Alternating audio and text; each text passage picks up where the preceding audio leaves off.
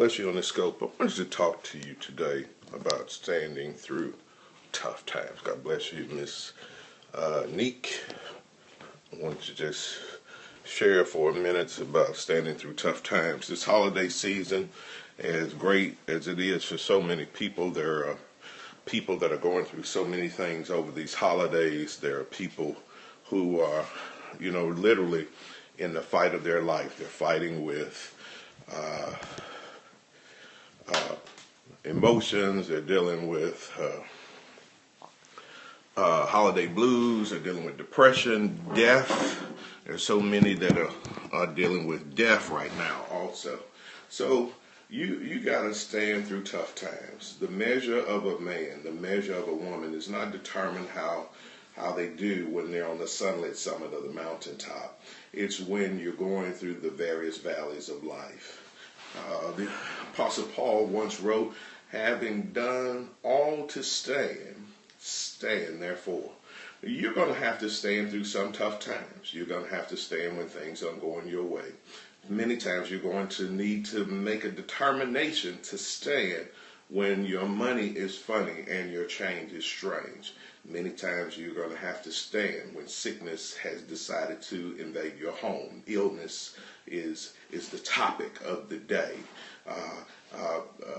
Medicine is not quite meeting the need at a current moment. There are times and various times in our life that we're going to have to struggle. There are various times in our lives that we're fighting for our minds, fighting for our peace, fighting for that thing called peace of mind when everything within us we're literally shattered almost to a piece of our mind. But you got to make the determination to stand. This is my word to you that you got to stand through the tough times. You're going to have to stand through the storm. You're going to have to stand through the rain.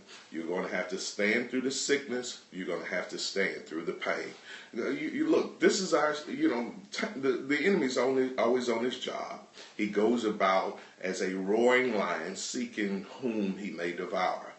Our determination has to be that we won't be the enemy's prey, that the enemy won't eat us for lunch, that we won't be a snack for the enemy, that we won't be a wholesome dinner. We got to make the determination to stand. Paul wrote, having done all to stand. And I'm saying to you, child of God, when everything in your body wants to say sit down, when everything in your body wants to say give up, when everything in your person wants to say this is all, I can take no more, when you're on the door of giving up, caving in, and quitting, when you're on the door of wearying and well-doing, my word to you is to stand. This is a holy proclamation to you on this day because I'm hearing story after story. Just heard of a 22-year-old young lady in Memphis, Tennessee, promising police recruit, and she just committed suicide with the world at her feet. It's amazing how the enemy chooses to work at various times, that he comes with this thing called holiday blues, or he'll come with this thing called depression, and he tries to take so many of us out during this season. Stress is at an all-time high. Maybe you can't afford to do what you would like to do for all of your enemies. There are pressures at work, pressures at home. You're fighting with bills. You're fighting with your own body. There's so many things that we go through in this thing called life. But your determination has to be that I'll stand. I will survive the test of time.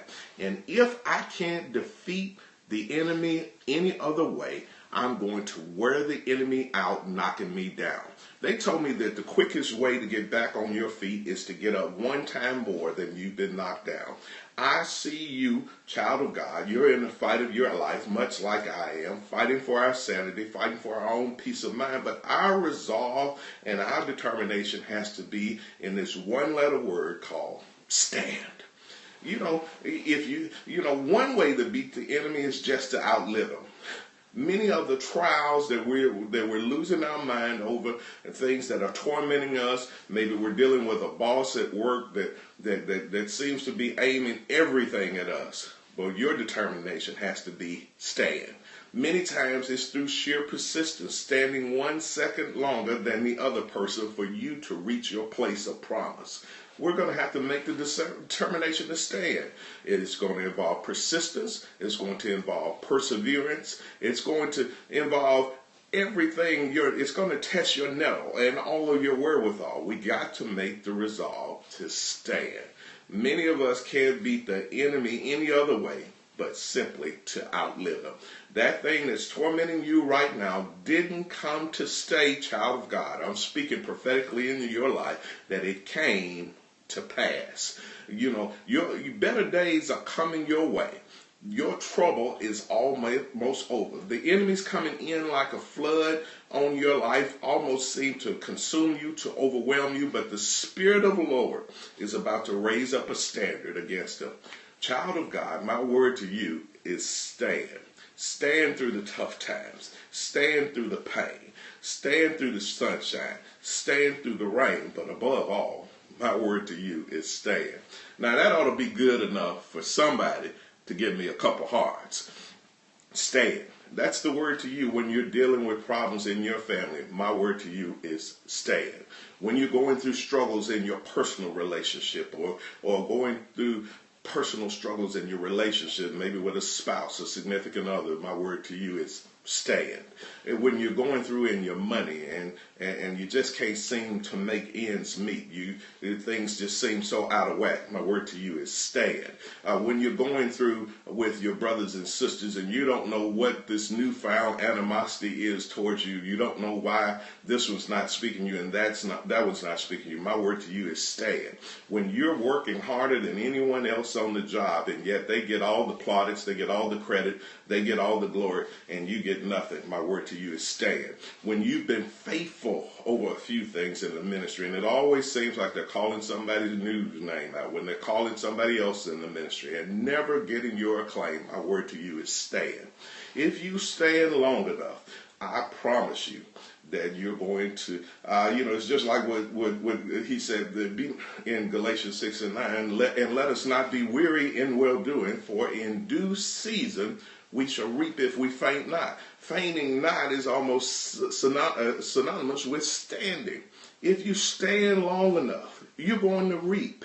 If you stand long enough, you're going to come into your place of promise. If you stand long enough, you're going to expand. You're going to increase. You're going to overcome. You're going to pull down. You're going to be elevated. My word to you is stand. When everything in your life makes you feel like sitting down and staying down, my word to you on this morning meditation is to do just what I'm about to do right now as I conclude. God bless you, moving star, coming on late. But in the fight of your life, in the time of testing, when the rubber finally meets the road, when you've been hurt more than you've ever been hurt, when you feel like throwing in the towel, when you feel like the fat lady has sung over your life, you need to do one thing that I'm about to do right now as I conclude. It's just have the boldness to stand. If you stand long enough, God will bless you.